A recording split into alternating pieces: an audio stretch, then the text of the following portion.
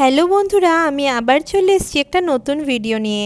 আজকে আমি আপনাদেরকে নিয়ে যাব one of the best railway journey in Norway, Flam to Myrdal এবং মিডরাল টু অসলো। যে রেলওয়ে জার্নিটা আছে সেটাতে, এটা ওয়ার্ল্ডের one of the steepest and longest journey আর হচ্ছে দ্য মোস্ট বিউটিফুল জার্নি। এই জার্নিটার জন্য আপনারা অবশ্যই আমার সাথে থাকবেন। ধীরে ধীরে আমরা পৌঁছে গেছি ফ্ল্যামে।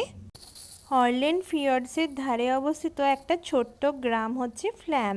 ফ্ল্যাম থেকে এই রেলওয়ে জার্নিটা শুরু হয়। এটা হচ্ছে ওল্ড ইউরোপিয়ান ট্রেনের জার্নি একটা। এবার আগের ভিডিওগুলো আপনারা আমার দেখতে পারেন। ফ্ল্যাম স্টেশনটা খুবই সুন্দর এবং এখানে ট্যুরিস্ট ভিজিটিং সেন্টার্সও আছে। এখান থেকে মোস্ট পপুলার ফ্ল্যামস বানা রেলওয়েতে করে আমরা যাব মিডরাল। এই ট্রেনটা খুব সুন্দর একটা ইউরোপিয়ান ট্যুরিস্ট ট্রেন, যেটা পুরোপুরি কাঠের তৈরি। সিটিং অ্যারেঞ্জমেন্টস আছে এবং এখানে যেতে যেতে আপনি দেখতে পাবেন খুব সুন্দর ল্যান্ডস্কেপ, রিভার আর হচ্ছে ওয়াটারফলস, যেটা এসে মিশছে নদীর জলের সাথে। এই যে ফ্ল্যামস রেলওয়েটা, এটা হচ্ছে world's one of the steepest railway. এটা তৈরি করা হয়েছে ফ্ল্যাম, যেটা সি লেভেল থেকে 2 কিলোমিটার উপরে উচ্চতা, সেখান থেকে মাউন্টেন টপে অবস্থিত একটা স্টেশন, যেটার নাম হচ্ছে মিডরাল, যেটা মোটামুটি সি লেভেল থেকে 867 কিলোমিটার উচ্চতায় অবস্থিত। সেই স্টেশনে যাওয়ার জন্য এই যে ট্রেন জার্নিটা, এটা থেকে আপনারা দেখতে পাবেন খুব সুন্দর ওয়াটারফলস, সুন্দর সুন্দর টানেলস এবং সেই টানেলসগুলোর 20টা টানেলের মধ্যে 18টা টানেলই নাকি হাত দিয়ে তৈরি, মানে হাতের মানুষের বানানো, হাতে তৈরি, এবং বাকি 2টো টানেল শুধুমাত্র ওই বোরহোলস দিয়ে বানানো। এই সুন্দর দৃশ্য দেখতে দেখতে আপনারা 20 কিলোমিটার কখন পেরিয়ে যাবেন আপনি বুঝতেই পারবেন না। পাহাড়ের 20 কিলোমিটার আর সমতলের 20 কিলোমিটার কিন্তু আলাদা। পাহাড়ের 20 কিলোমিটার কিন্তু রাউন্ডেড টার্নিং বেন্ডিংস দিয়ে আপনাদেরকে যেতে হবে। তো এই রোডটা 20 কিলোমিটার হলেও বেশ অনেকক্ষণ টাইম লাগে এবং এই যে steepest railway, one of the steepest railway, এই যে ভিউটা, এটা সুইজারল্যান্ডের থেকে কম কিছু নয় এবং এটা অনেকটাই ক্রাউড ফ্রি। এটার জন্য আপনারা বুক করতে পারবেন ভিওয়াই, যেটা হচ্ছে নরওয়ের অফিসিয়াল রেলওয়ে ওয়েবসাইট, সেখান থেকে। নরওয়ে ইন নাটশেল বলে যে ট্যুরটা হয়, সেটাতে বার্জেন থেকে ফ্ল্যাম অবধি একটি ট্রেন এবং ফ্ল্যাম থেকে অসলো অবধি আরেকটি ট্রেনে, বা বার্জেন থেকে ফ্ল্যাম অবধি ক্রুজে এবং ক্রুজে মানে ফ্ল্যাম থেকে অসলো অবধি ট্রেনে, এইভাবে যাওয়াতে মোটামুটি 30,000-এর কাছাকাছি খরচা হয়। কিন্তু আমাদের ট্রেন বুক করতে মোটামুটি খরচা হয়েছিল 11,000 টাকার কাছাকাছি, 11,500 টাকার কাছাকাছি। আর যে নরলেটস ক্রুজটা ছিল সেটার খরচা হয়েছিল 8,000 সামথিং। তো টোটাল খরচা আমাদের মোটামুটি 20,000-এর মধ্যে হয়ে গেছিলো। যদি আপনারা নিজে থেকে বুক করেন, এইগুলো আপনারা দেখতে পারবেন, মানে এইগুলো অনেকটা কম খরচাতেই আপনাদের হয়ে যাবে। এই যে ফ্ল্যাম স্টেশন থেকে মিডরাল স্টেশন পর্যন্ত এসে এই ট্রেনটা চেঞ্জ করতে হবে। দেখুন বন্ধুরা, এই যে পাহাড়ের কোলে খুব সুন্দর টানেলসগুলো আছে, সেই টানেলসগুলো ক্রস করে করে ট্রেনটা বেঁকে বেঁকে পাহাড়ের ওপরে উঠবে এবং আমরা তার সাথে দেখতে পাবো কিছু স্পেকট্যাকুলার ভিউজ, যেমন হচ্ছে এই সুন্দর ভিউটা। দেখতে পাচ্ছেন বন্ধুরা, আমার সাথে থাকুন। আজকের ভিডিওটা একটু লম্বা হবে। এই রকম সুন্দর ওয়াটারফল আপনারা দেখতে পাবেন ট্রেন জার্নিতেই। ট্রেন জার্নির কস্টটা একটু বেশি হলেও এই জার্নিগুলো গেট ইওর গাইড বা ক্লুক এই ধরনের ওয়েবসাইটে অনেকটাই বেশি প্রাইসি হয়, যেমন 29,000 টাকা, 30,000 টাকা এইরকম থাকে। কিন্তু যদি আপনি ভিওয়াইয়ের অফিসিয়াল ওয়েবসাইট থেকে এই টিকিটগুলো বুক করেন, তাহলে কিন্তু অনেকটাই আপনার কম খরচা পড়বে। এই যে গ্রিনারি, সুন্দর যে ভিউজটা দেখতে দেখতে যখন আমরা ক্রস করে করে ওপরে যাচ্ছি, তখনই শুরু হলো স্নোফলস এবং এই সুন্দর ওয়াটারফলস, নদী, এই সমস্ত দেখতে দেখতে আমরা মানে এইটা হচ্ছিল একটা ট্যুরিস্ট ট্রেন। এখানে সবাই আমরা এইগুলো দেখছিলাম এবং এই সমস্ত ছোট ছোট ওয়াটারফল পেরিয়ে পেরিয়ে আমরা পৌঁছে গেলাম একটার পর একটা ক্রস করতে করতে আমরা যাচ্ছিলাম। এবং এই যে ওয়াটারফলস, এই যে নেচার, এইটার দেখার সবথেকে ভালো সুযোগ হচ্ছে এই ট্রেনটা। এছাড়া ফ্ল্যামে আছে জিপ লাইনিং, যেটা আপনারা একদিন থেকে করতে পারেন। এটা হচ্ছে ওয়ান অফ দ্য স্টিপেস্ট বেন্ড, যেটা হচ্ছে একটা দর্শনীয় স্থান মানে ফ্ল্যাম রেলওয়ের।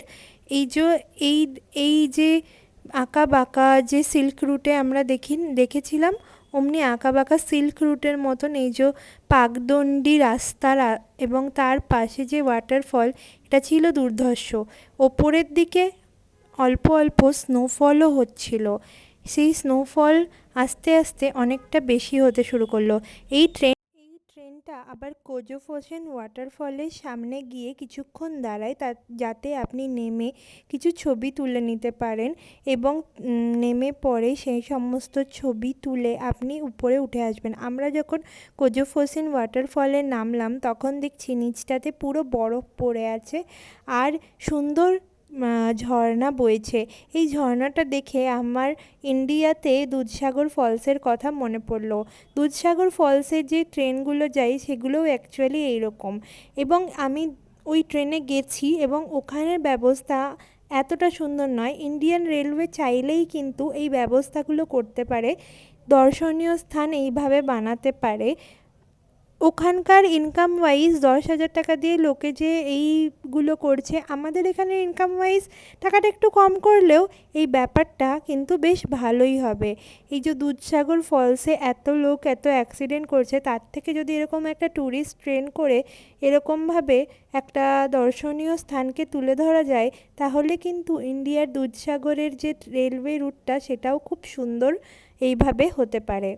এই যে এই ওয়াটারফলটা কোজোফোসেন ওয়াটারফল, গরমের সময় এখানে একজন উইচকে নাচতেও দেখা যায়। ওই দূরে ওই উইচ নাচানাচি করে এবং ধীরে ধীরে এই করতে করতে আমরা আরও উপরে উঠলাম এবং বরফের পরিমাণ আরও বাড়তে থাকলো এবং আমরা এই সমস্ত দেখতে দেখতে টানেল ক্রস করতে করতে পৌঁছে গেলাম ধীরে ধীরে আরও ওপরে। এবং যত ওপরে উঠছি তত বরফের পরিমাণ বাড়তে থাকছে আর বাইরের যে ভিউটা সেটা চেঞ্জ হতে থাকছে আর একদম পুরো সবুজ থেকে ধীরে ধীরে প্রকৃতিটা সাদা আর হলুদে পরিবর্তন হতে চলেছে। এই সমস্ত দেখে আমরা বেশ অবাকই হয়েছিলাম এবং এই ট্রেন জার্নিটা বুক করা একদম নরওয়েতে গিয়ে মাস্ট। এই যে এই ট্রেন জার্নিটা আপনাদের দেবে একটা দারুণ অনুভূতি।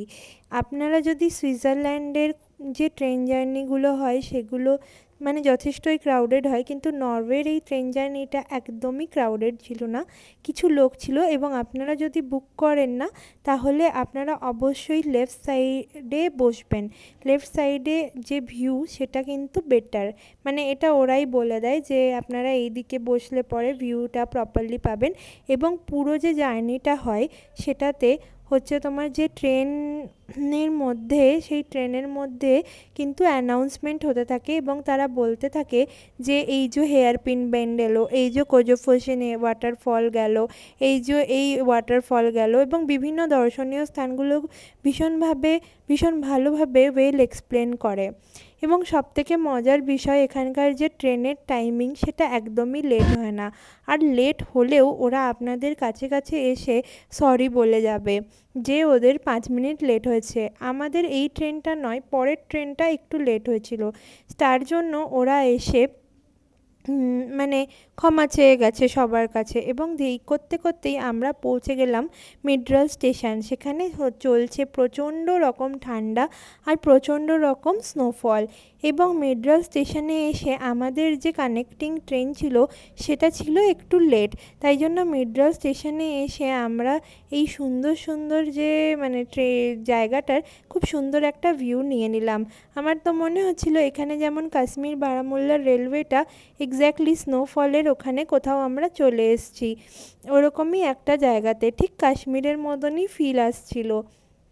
এবং এই হচ্ছে নরওয়ের যে ট্রেনগুলো, সেগুলো দেখতে এমনি হয়।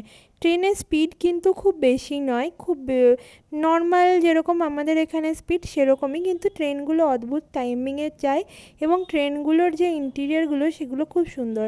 আর স্টেশনগুলো যে কতটা সুন্দর সেটা তো আপনারা দেখতেই পাচ্ছেন। এই স্টেশনে কিছু বেকারি শপস আছে যেখানে আপনারা কিছু খেতে টেতে পারবেন।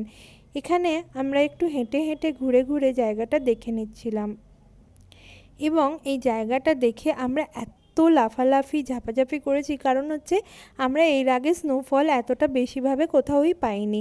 এই মেড্রালে এসেই আমরা ভিওয়াই এর ট্রেনের দৌলতে অনেক কিছু পেলাম। এগুলো হচ্ছে ভিওয়াই এর ট্রেনগুলো এবং এই ট্রেনেই করে আপনারা অনেক জায়গাতেই যেতে পারবেন। এরপরে আপনাদের বলি আপনারা কিভাবে বুকিংটা করবেন। নরওয়ের যে অফিসিয়াল রেলওয়ে সাইট ভিওয়াই, সেখান থেকে গিয়ে আপনারা 2 মাস আগে মানে 60 ডেজ আগে বুকিং করতে পারেন। মানে আপনার যে টিকিট হবে ভিসা পাওয়ার পরে, এই টিকিটটা তখন মানে জাস্ট আপনার যাওয়ার আগেই করতে হবে। এটা মানে অনেক আগে থেকে আপনারা করতে পারবেন না। এবং মিডরাল স্টেশনের থেকে আপনারা যে ভিউটা পাবেন সেটা তো অসাম।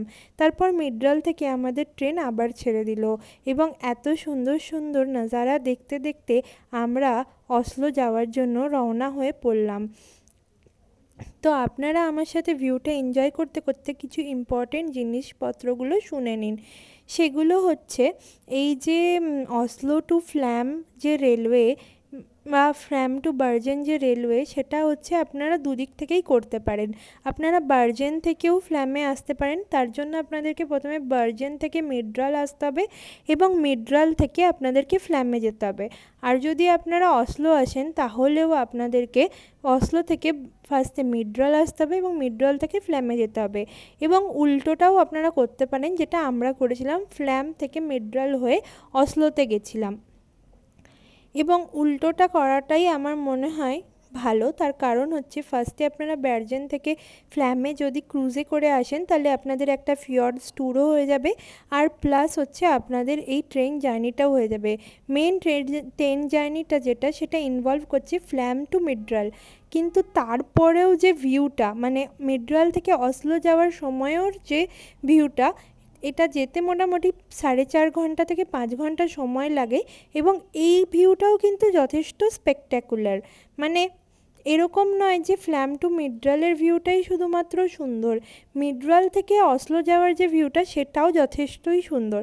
তাই আমি আপনাদেরকে সাজেস্ট করব এই জার্নিটা পুরোপুরি আপনারা ট্রেনে করুন এবং আপনারা নিজে থেকে টিকিট বুকিং করুন, যাতে আপনাদের খরচাটা একটু হলেও কম হয়।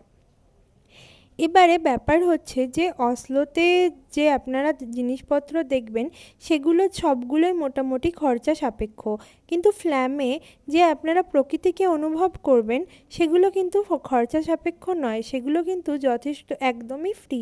মানে নেচারকে এনজয় করা নরওয়েতে এসে একদমই ফ্রি। এই যে এবার আমরা নেমে গেলাম আস্তে আস্তে নিচে, মানে মাউন্টেন টপে স্নো পড়ছিল, তাই জন্য চারিদিকে স্নোই ল্যান্ডস্কেপ দেখতে পাচ্ছিলাম।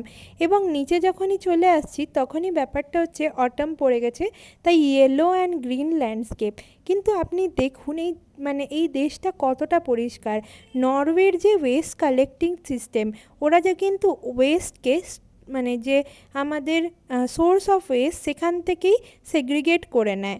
এবং আমরা যখন যেমন ঘরের ময়লাগুলোকে সব একসাথে ফেলি, ওরা প্লাস্টিক ময়লা, কাগজপত্র, সবজির খোসা, ওয়েস্ট এগুলো সব সেগ্রিগেট করে করে আলাদা আলাদা প্যাকেটে করে ফেলে এবং সেইভাবেই ওদের ঘর থেকে কর্পোরেশন বা গভর্নমেন্ট থেকে ওয়েস্ট কালেক্ট করে নিয়ে যায়। কোনো ওয়েস্টের সাথে মিক্স হয় না, যার জন্য Norway one of the cleanest place.